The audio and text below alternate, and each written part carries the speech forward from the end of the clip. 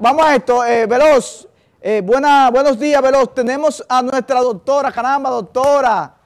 Pero doctora, usted ha mejorado mucho.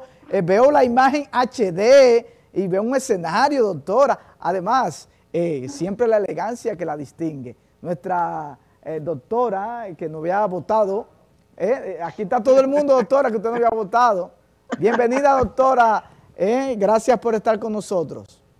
Hola Roberto, hola, ¿cómo están todos ahí? Bueno, pues no, la pandemia nos alejó un poco simplemente, pero ya estamos aquí otra vez. Y esas son de las cosas que trajo la pandemia, Roberto. Todas las cosas en sí traen algo positivo. Y una de las cosas que hizo la pandemia fue prepararnos para la comunicación digital. No, pero mire, para bien, eso, la imagen se ve mejor que la de Veloz. HD. No me toca pelear con Veloz. No, yo me imagino que usted compró cámara, HD, luces, porque, oye, de verdad que la felicito. Técnicamente... Es que ahora soy productora digital, Roberto. Sí, técnicamente... Muy bien, mejoró. muy bien. Sí. Bueno, hoy vamos a estar hablando de un tema súper interesante, como mencionamos en la introducción de este espacio, y es sobre la depresión desde distintas aristas. Pero para empezar con lo básico, doctora, ¿qué es la depresión? Bien, la depresión es un trastorno o una enfermedad mental en la cual tiene una característica principal, que es la tristeza o la irritabilidad. También están la alteración del sueño y el apetito, y también la sensación de vacío o de una tristeza realmente a veces inmotivada. Ese es el pilar de la depresión. La depresión como enfermedad tiene muchos síntomas, pero básicamente lo caracteriza la tristeza y la sensación de vacío, así como también alteración del sueño y el apetito y la sensación de no tener como un norte, de no saber hacia dónde voy. Bueno, sí, Veloz. ¿Cómo uno puede distinguir entre una persona que sea ya depresiva y una persona pues que tenga una autoestima baja? ¿Cómo se distingue esas dos cosas? Pues mira, básicamente la depresión es un trastorno mental que podemos medirlo con una escala en la cual hay una serie de sintomatologías. Entonces tú vas a encontrar que en la escala de depresión tú vas a tener una depresión menor o distimia, que es cuando la escala está por debajo de 16 puntos, o ya te sube de 16 a 24 puntos, es una depresión moderada. Eso sería, estamos hablando de los tipos de depresión, entonces. De tipo de depresión. Y la depresión severa, que está ya en una escala porcentual por encima de 24, hasta básicamente 52 y más, que te puede puntuar la depresión. Tiene su rango de medición, con una escala básicamente muy sencilla, que se pasa en 5 a 10 minutos. La autoestima, podrían haber síntomas similares en autoestima baja y depresión. Sin embargo, el trastorno de autoestima es básicamente un trastorno del carácter, o sea, es de lo que se considera como una enfermedad del carácter, en la cual las personas tienen esa sensación de que no son capaces de hacer muchas cosas y se sienten como muy, diríamos, incapaz de emprender, de asumir. Y básicamente en la autoestima lo que existe es un autoconcepto equivocado de lo que yo soy y puedo hacer. Sin embargo, la depresión es un trastorno mental en el cual hay afectación mental, pero también física, como te hablaba de sueño, apetito, falta de energía, sensación de cansancio permanente, que ya es mucho más que algo solamente en el carácter. Aquí entra también en un juego la parte biológica. Doctora, la depresión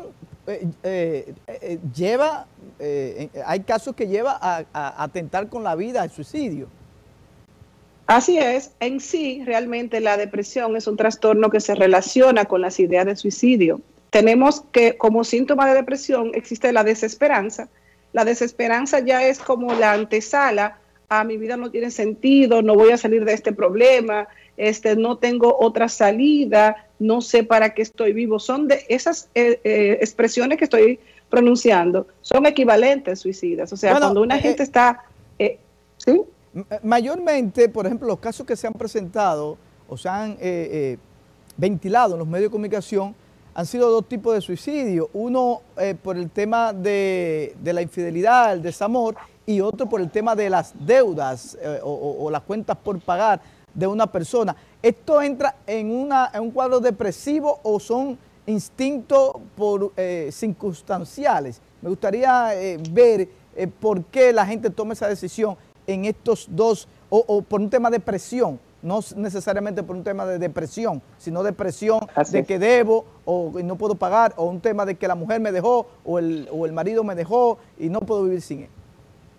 Sí, mira, Roberto y Marilacy, hay que diferenciar lo que es la depresión que se complica con ideas de suicidio, que es el suicidio que se conoce como suicidio anómico, que es cuando la persona tiene una enfermedad mental que lo lleva a pensar en suicidio, o cuando tiene una condición de psicosis, por ejemplo, que escucha una voz que le dice que se quite la vida.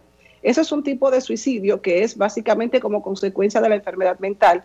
Sin embargo, existe otro tipo de suicidio, que es el suicidio egoísta, el que tú realizas como una forma de solucionar un problema, aunque le crees un problema a otra persona. Entonces, en ese tipo de suicidio, ya la gente lo que tiene es un trastorno en sus impulsos agresivos. Es una sensación de tener una circunstancia que me tiene atrapado, que no me permite afrontar, que yo no tengo cómo afrontarla.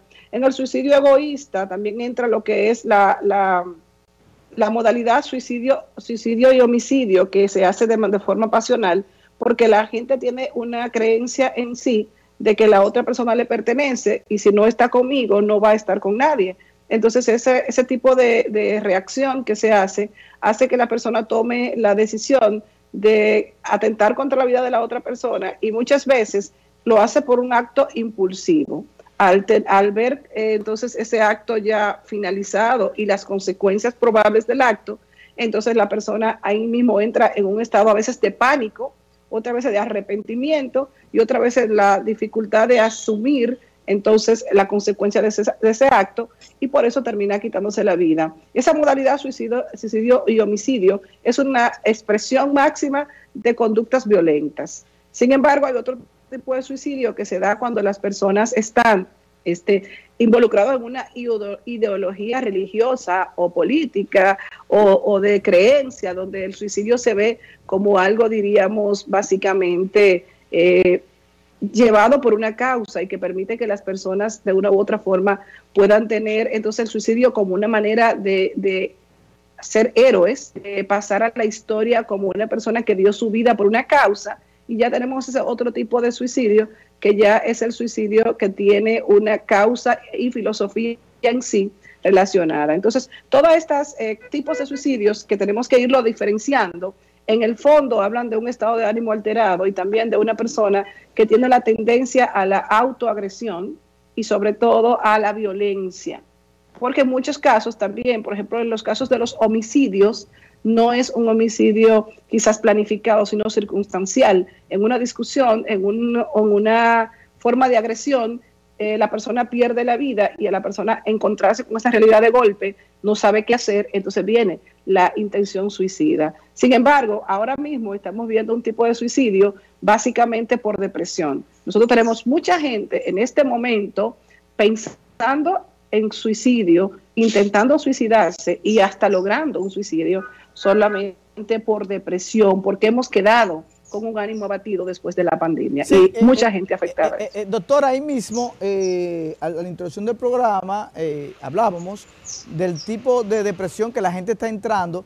Por ejemplo, ahora con el año escolar que empieza en esta semana. El lunes, hay muchos padres ya en una depresión porque no están seguros el trabajito, de que entonces mis hijos, de que cómo lo educo, entonces están entrando en una ansiedad y una depresión. Esto influye en que la gente, los padres principalmente, y los mismos niños que están en una situación trancados y van a seguir trancados, puede conllevar esta situación con este año escolar que comienza el lunes a una depresión. ¿Y qué tipo de depresión podrían experimentar? Así es, Roberto. Mira, hay dos tipos de situaciones. La depresión reactiva, que es cuando tú estás como atrapado en una situación y no encuentra cómo salir, y es que ya el tema de la pandemia, que nosotros comenzamos creyendo que era un tema, diríamos, de muy poco tiempo y que saldríamos rápido, se ha ido extendiendo y nos ha ido como agotando los recursos psicológicos de afrontamiento. Ya nosotros no sabemos cómo qué inventar ya llega un momento en que no te funcionan muchas cosas que tú utilizabas como recurso psicológico al principio, y pensar que iba a ser por un mes o por 2 o 3 semanas nos daba la contención. Sin embargo, también ahora ya estamos viviendo las consecuencias. Tú sabes que han habido muchas personas afectadas económicamente, muchas personas que perdieron empleos, muchas personas que tenían un tipo de entrada económica informal y lastimosamente con la pandemia no pueden realizar el negocio al cual están acostumbrados. Las pérdidas de todo tipo, las pérdidas económicas, de empleo, de relaciones, de estatus social, generan depresión. El ser humano no está hecho para descender un escalón en su vida, y con la pandemia mucha gente no descendió un escalón, mucha gente se cayó de la escalera completa, doctora, mucha gente descendió. Sí. Doctora, entonces, también una cosa que quiero significar, no solamente es la depresión, tenemos un síndrome generalizado de ansiedad de los padres que no saben qué hacer con los chicos en casa y teniendo que educarlos ellos mismos. Yo creo que ese es un tema que tenemos que dejar puesto en tapete, porque estoy viendo todo tipo de reacciones de ansiedad en los padres e inclusive de impulsividad, porque están desesperados con el tema de la educación en casa. Doctora, 2 preguntas. La primera es, ¿una persona que esté dentro de un cuadro depresivo tiene la capacidad por sí misma, o sea, estar consciente de que necesita ayuda? Y la otra pregunta es, ¿cómo se trabaja, cómo se maneja la depresión? Ok, primera pregunta, pues sí, afortunadamente la depresión tiene la posibilidad de que es egodistónica, o sea, las personas se sienten mal cuando están deprimidos y quieren la ayuda psicológica y el apoyo de un profesional. La mayoría de pacientes con depresión van al médico y solicitan la consulta. A veces solamente requieren que lo apoye a alguien o que una persona esté solidaria con ellos, pero ellos aceptan la intervención. La depresión se trata, dependiendo del nivel que tengamos, si tenemos una depresión severa y moderada, donde hay alteración severa de, por ejemplo, del sueño, del apetito, donde hay pensamientos de suicidios, son depresiones complicadas que hay que ingresar y tratar con medicamentos primero endovenosos y después tomados. Si la depresión fluctúa de moderada a severa, pero no está complicada, tú podrías tratarla con antidepresivos e inductores del sueño en casa y ver al paciente cada cierto tiempo, cada 8 a 15 días. Si es una depresión leve, probablemente solamente va a requerir psicoterapia, y ahí tú puedes valorar la posibilidad de iniciar tú mismo la intervención psicoterapéutica o simplemente enviarla a un psicólogo para que haga el manejo de la situación conflictiva o de las situaciones que han llevado a la persona a depresión. Eso va a depender del estadio donde se presente el paciente y en muchas ocasiones también de las posibilidades que tenga el paciente, porque hay personas que tú quisieras hacerle un ingreso, pero lastimosamente no tienen un seguro médico, no tienen una condición económica que sustente ese ingreso y tú tienes que manejarlo entonces de forma ambulatoria. Y finalmente, sí se cura la depresión, o sea, se cura en un 100%. La gente con depresión, tú lo manejas, lo tratas y esa persona después de un tiempo puede volver a su normalidad, como le gusta a la ciudadanía que le digamos.